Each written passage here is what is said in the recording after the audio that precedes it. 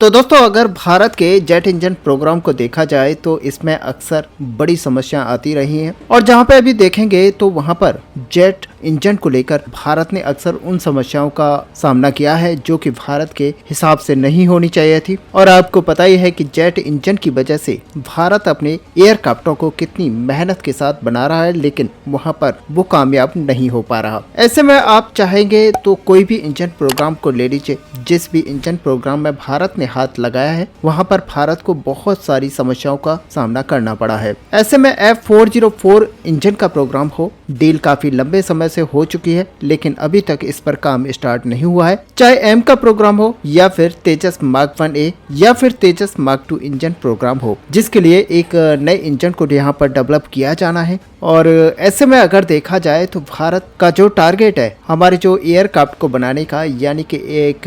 तेजस MK2 fighter jet को बनाने का, वो काफी डिले हो चुका है। और ऑलरेडी हमने एक वीडियो में आपको बताया था कि ये एयरक्राफ्ट 2029 तक बनकर तैयार हो जाएगा, लेकिन आज की डेट में अगर देखा जाए तो इंजन प्रोग्राम के डिले की वजह से अब ये संभव होता हुआ दिखाई नहीं दे रहा है। और माना ये जा रहा है कि बहुत ही जल्द आपको सुनने को मिलेगा कि ये पूरा प्रोग्राम जो है और भी ज्यादा डिले हो चुका है। और ऐसे में ये जो प्रोग्राम है वो 2029 नहीं बल्कि 35 तक जाकर आपको देखने को मिलेगा, जब तेजस MK2 फाइटर जेट उड़ान भर रहे होंगे। ऐसे में असल में देखा जाए तो हमारी जो डिपेंडेंसी अमेरिका के ऊपर है वो हम ही पे भारी पड़ रही है, क्योंकि अमेरिका एक ऐसा देश है जो कि अपने ही बातों से खरा नहीं उतरता है। और जैसा कि पहले भी हमने देखा कि F404 इंजन को लेकर अमेरिका की तरफ से काफी दिक्कतें भारत को दी गयी। ऐसे में अब रिपोर्ट्स में ये बताया जा रहा है कि तेजस मार्क 2 प्रोग्राम के लिए हमें जो 80% ट्रांसफर ऑफ टेक्नोलॉजी के साथ ही इंजन मिलेंगे। अब ये प्रोग्राम एक बड़े रोड ब्लॉक को यहाँ पर फेस कर रहा है। आपको बता दें कि ऑलरेडी जनरल इलेक्ट्रिक और हिंदुस्तान एरोनॉटिक्स लिमिटेड के बीच में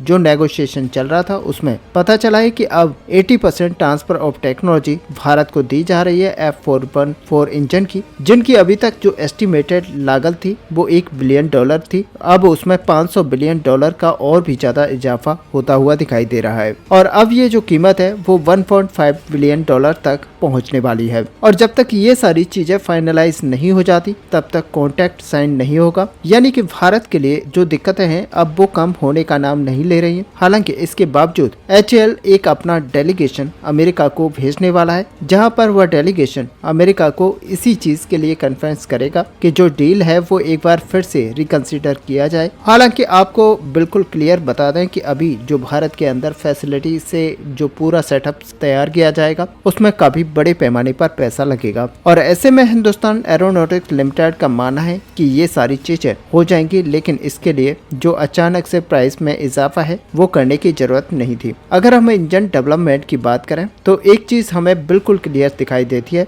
कि इन इंजन को 80% ट्रांसफर ऑफ टेक्नोलॉजी के साथ भारत को दिया जा रहा है। इसका मतलब यह है कि बहुत सारी टेक्नोलॉजीज हैं वो यहाँ पर यूज की जाएंगी और ये इंजन केवल तेजस मार्क 2 में ही यूज नहीं किया जाएगा, बल्कि ये ट्विन इंजन डेकवेस फाइटर जेट के अंदर भी इस्तेमाल किया जाएगा। साथ ही हम इसको अपने एम का फाइटर जेट के अंदर भी इस्तेमाल करने वाले हैं। कुल मिलाकर बात की जाए तो यहाँ पर देखना ये होगा कि भारत इसका जो टेक्नोलॉजी है वो इसको कई जगह पर इस्तेमाल करेगा और एक ही इंजन को कई जगह इस्तेमाल किया जाएगा। ऐसे में जो इंजन का फाइनलाइजेशन है उसको लेकर HAL यहाँ पर पूरी तरह से गंभीर है, ताकि जल्द से जल्द यहाँ पर इस पूरे प्रोजेक्ट को तैयार किया जा सके। और इसके पहले अब यहाँ पर देखने को मिल रहा है अमेरिका की तरफ से एक हरकत यहाँ पर दिखाई दे रही है। और ऐसे में अगर यहाँ पर रिपोर्ट्स की बात करें तो जनरल इलेक्ट्रिक की तरफ से पहले ही ये हिंट दे दिया गया था कि जनरल इलेक्ट्रिक यहाँ पर प्राइसेस को इंक्रीज करने वाला है। ऐसे में हिंदुस्तान एरोनॉटिक्स और जनरल इलेक्ट्रिक के बीच में जो इंजन डील है उसको लेकर एक रिपोर्ट सामने आई थी, जिसमें कहा गया था कि जो एग्रीमेंट होगा वो 80% ट्रांसफर ऑफ टेक्नोलॉजी का होगा, जहाँ पर इंजन जो है बेंगलोर के अंदर बनाए जाएंगे और फिर इनको भारत में ही यूज किया जाएगा। ऐसे में जनरल इलेक्ट्रिक एरोस्पेस की तरफ से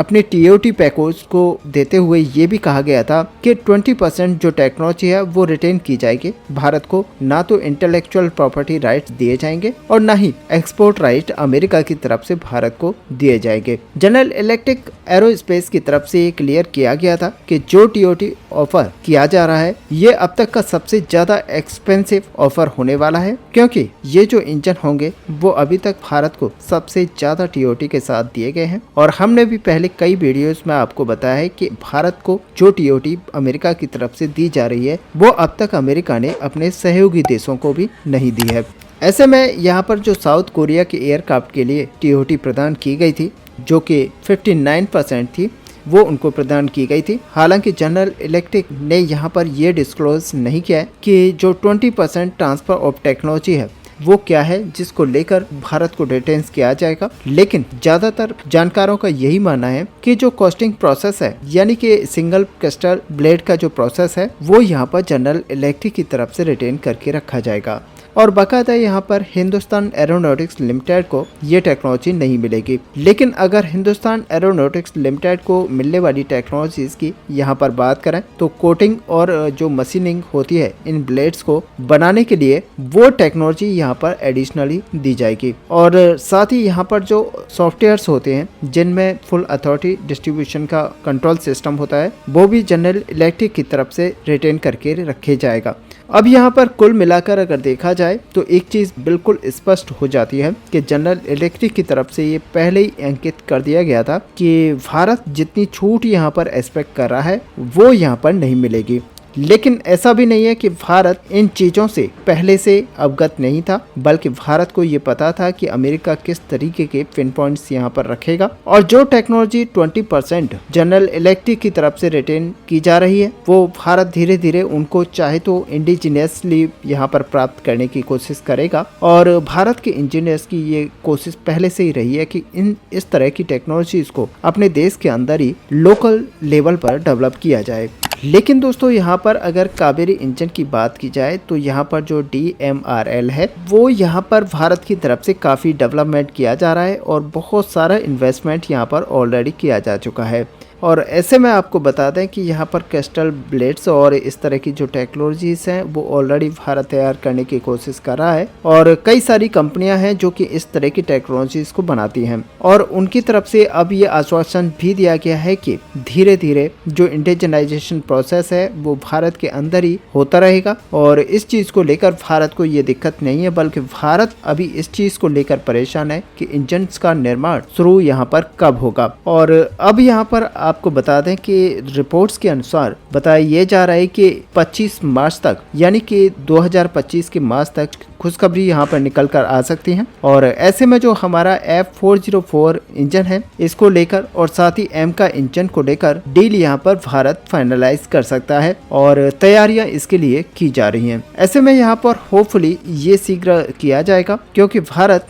इस समय किसी भी तरह के डिले को एफोर्ड नहीं कर सकता और हम सभी जानते हैं कि तेजस MK2 प्रोग्राम के लिए कितनी ज्यादा इम्पोर्टेंस है एक इंजन की। और इन सारी चीजों को जब तक फाइनलाइज नहीं किया जाता तब तक इंजन के प्रोसेस को आगे नहीं बढ़ाया जा सकता। ऐसे में दोस्तों आपको क्या लगता है कि अमेरिका इन सारी चीजों को क्या जानबूझकर कर रहा है या फिर अमेरिका की मजबूरी है यहाँ पर जब अमेरिका को अपने रेट्स को हाई करने और जो अमेरिका अक्सर चाहता रहा है कि भारत जैसे देश को अपने इंजन्स की टेक्नोलॉजीज को शेयर करने के लिए ज़्यादा पैसा वसूला जाए, ये करने की कोशिश कर रहा है। आप अपना व्यू हमें कमेंट पर लिखकर जरूर बताएं। साथ ही अगर वीडियो आपको अच्छी लगी हो तो लाइक और शेयर करना ना भूलें। मिलते हैं नेक्स्ट वीडियो में, तब तक के लिए जय हिंद जय भारत।